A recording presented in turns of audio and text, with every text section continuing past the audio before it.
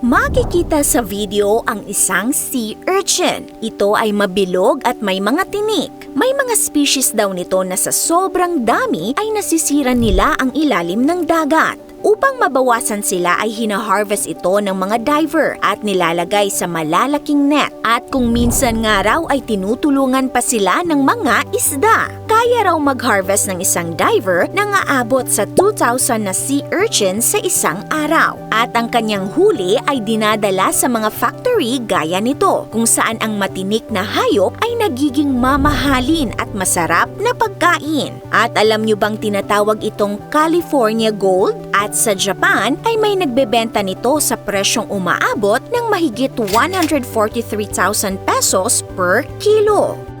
Ang sea urchin o Echinoidea ay matatagpuan sa kahit saang bahagi ng karagatan, malapit man sa pampang o sa kailaliman ng dagat. Dito sa Pilipinas ay mas kilala ito sa tawag na salungo, tayom at suwaki. May mahigit 1,000 species daw nito na magkakaiba ang kulay at itsura, gaya ng black long-spined, green, red at purple sea urchins. Ang hayop na ito ay nababalot ng mahahabang spines na kung minsan ay may lason. Kapag natusok ka nito ay maaari umanong magdulot ng pamumula at pamamaga. Posible rin ang mas matitinding symptoms gaya ng pangihina, shock at paralysis. Ngunit sa kabila nito ay may mga nangunguha pa rin ng sea urchin. Scuba diving ang pinaka-common na paraan ng pag-harvest nito. Suot ang diving equipment ay sumisisid sila sa lalim na 2 to 20 meters. Bitbit ang kanilang hand tool at catch bag. Hinahanap nila ang lugar kung saan maraming kelp. Sign daw kasi iyon ng magandang kalidad ng sea urchin dahil ito ang kanilang food source bilang sila ay herbivore. May mga lugar kasi na puno ng urchin ngunit kapansin-pansin na wala ng kelp forest gaya ng sitwasyon sa California coast. Isang malaking populasyon ng purple sea urchins ang sumisira at umubos sa underwater forest doon na siyang tahanan ng mga isda at nang wala na silang makain ay tila naging zombie ang mga ito. Buhay pa sila ngunit kapag binuksan ay wala ng laman.